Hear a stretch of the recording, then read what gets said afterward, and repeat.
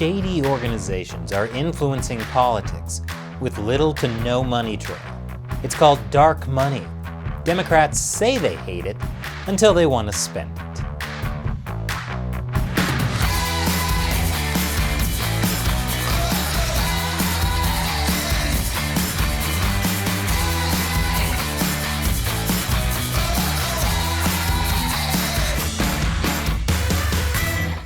Welcome to America Uncovered. I'm Chris Chappell. Dark money. That's what it's called when politicians get donations from groups like nonprofit organizations. Now that doesn't sound like a problem, but unlike political organizations, nonprofit organizations don't need to disclose their donors, which means we don't know who's really giving the money to politicians. It's like when you find out your favorite pizza place is actually a front for Big Cheese. For over a decade, Democrats have talked about wanting to get dark money out of politics. In fact, they're still talking about it. It would get dark money out of politics, create fair district maps, and ending partisan gerrymandering. While Democrats decried dark money for years, they still used it to win the 2020 election, which is shocking. Not that they undermine their own values. Every politician does that. It's shocking that Democrats were actually effective at doing something for a change. Joe Biden wielded a massive financial advantage over Donald Trump in the final months of the 2020 campaign. That was thanks in part to superior backing from big money super PACs and dark money groups. Though some Democrats might argue that it's good to use dark money, since it's more diverse and inclusive than non-dark money. Representation matters. So how much dark money are we talking about? Biden's presidential bid alone attracted $174 million in anonymous contributions, more than 6 times as much as Donald Trump's $25 million. How does dark money work? Well, there's no legal definition for dark money, but the term usually refers to money that doesn't go through official political channels. It can be hard or impossible to trace, which keeps donors anonymous and free of legal restraint. It's like Secret Santa, only there's no spending limit and you actually get something you can use, because it's money.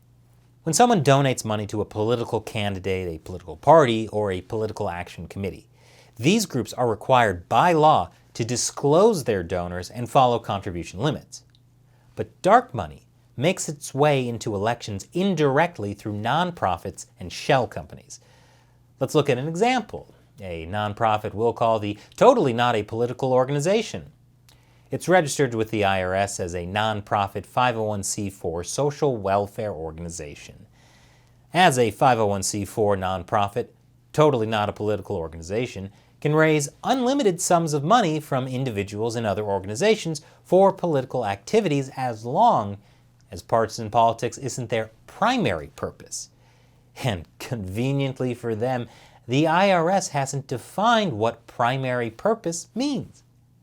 So because the Totally Not a Political Organization says it's totally not a political organization, it can skirt a lot of laws. You can see how this is a problem. And foreign countries can also use dark money to try to influence our elections. It's illegal for foreign nationals to donate to U.S. political organizations, but they can donate to nonprofits like Totally Not a Political Organization. We need to get big money out altogether and ensure that foreign dark money doesn't continue to pollute our politics. Wow. This is the only time I've ever agreed with an old white guy screaming about needing to get foreign dark things out of the country. Here's another problem with dark money. It limits our ability to know who or what organization is funding which candidates. And that's important because we all know politicians can be influenced by their donors. When it comes to their donors, politicians are as impressionable as kids. And kids and politicians are just like sponges. Absorbent, dirty, and the best way to clean them is in the microwave. Democrats tried banning dark money with recent voting rights legislation, but it failed in the Senate. But why are Democrats trying to stop dark money if they're benefiting from it?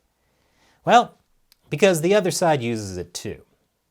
They claimed dark money was responsible for tilting the courts right, pushing deceptive ads about Democrats and their legislation. But would banning dark money now help Democrats? More after the break. Welcome back. Back in the early 2000s, Democrats faced an uphill battle against Republicans. At the time, Republicans were in the majority and had a powerful political infrastructure. Democrats were especially concerned by the 2010 Supreme Court case Citizens United versus Federal Election Commission.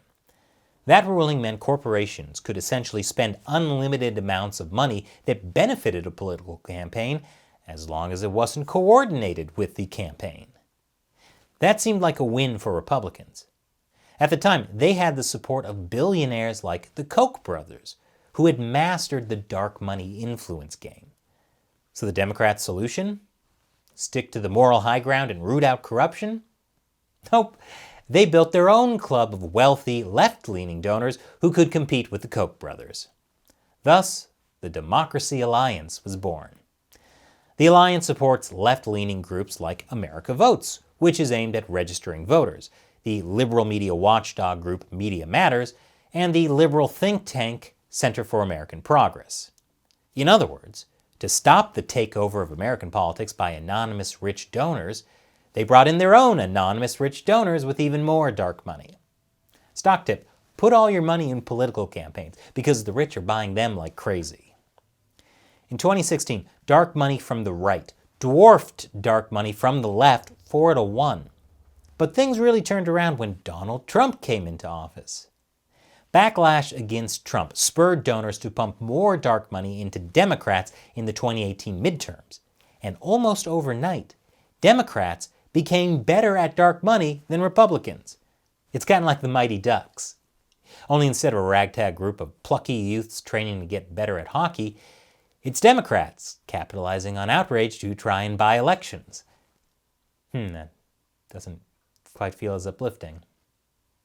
At first, Democrats learned from the Koch brothers, but in the end, they were even better than the Koch brothers at distributing money, reducing redundancy, and making it even harder to trace money back to donors.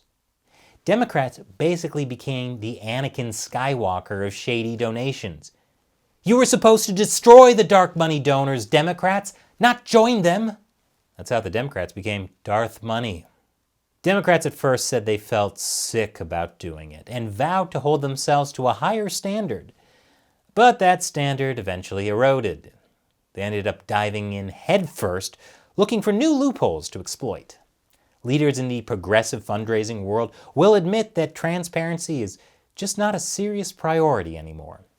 It's always easy to do the right thing until the wrong thing makes you a lot more cash, which I'm pretty sure is Amazon's slogan.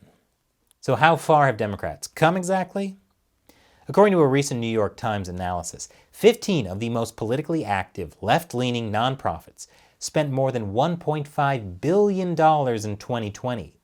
This dwarfs the $900 million spent from the top 15 nonprofits on the right, and the $45 spent from the top 15 libertarian nonprofits, which are all just organizations trying to invent a freedom-flavored vape pen.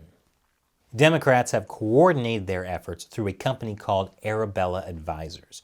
It's a for-profit consulting firm that tries to paint itself as a relatively small business services organization that does things like HR and accounting. One of its clients is the 1630 Fund. The Atlantic calls the fund the indisputable heavyweight of Democratic dark money. The group funneled more than $400 million in 2020 alone to Democrat-friendly causes. The 1630 Fund financed attack ads against Trump and vulnerable Republican senators and funded massive get-out-the-vote and issue advocacy campaigns. $400 million on commercials? If they're going to be that expensive, could they at least make them as entertaining as Super Bowl ads? What's up? Vote for Biden. I'll have more on this after the break. Welcome back. Have you seen those Facebook ads that ask you to fill out a really long survey? If so, you might have been targeted by dark money. This type of survey I just described comes from a group called Acronym, which disappointingly doesn't stand for anything. Acronym is made up of former Facebook employees, data scientists, and even people who worked for the 2016 Trump campaign. It received funding from the Hopewell Fund, a charitable organization that has ties to Arabella Advisors. Acronym co-opted the political ad function on Facebook to perform real-time persuasion message testing to get a sense of how voters are reacting to ads as they see them. I miss the good old days when the only persuasion happening on Facebook were the people you went to high school with, trying to convince everyone their marriage wasn't falling apart. You don't have a joint account because you're that in love, Susan. You have it because you don't trust Bob to not slide into other people's DMs. Acronym was also involved in a for-profit company called Courier Newsroom. Courier Newsroom runs multiple sites that masquerade as local journalism. It advertises itself as a progressive media company that is investing in local journalism across the country. But it does more than just support local news. It has placed Facebook ads pushing liberal policies, attacking Donald Trump, and boosting Democrats running for office. In an internal memo, Courier Newsroom claims to be a news company with an honest point of view.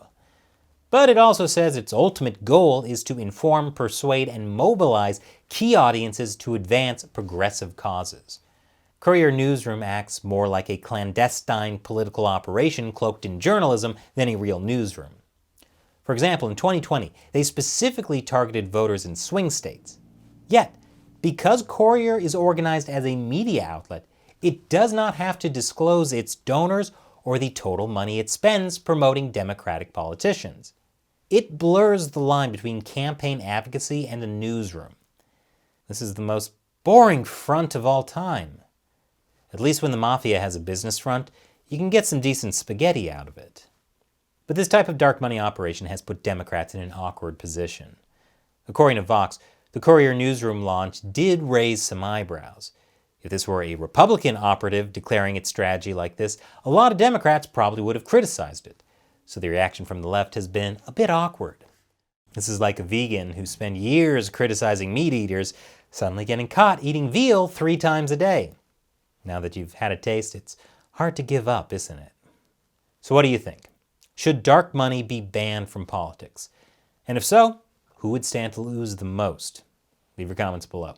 And if you like this show, please know we could not do it without direct support from viewers like you. Visit patreon.com/AmericaUncovered. Contribute $1 or more per episode to help us keep the show going. So click the link below. Once again, I'm Chris Chappell. Thanks for watching America Uncovered.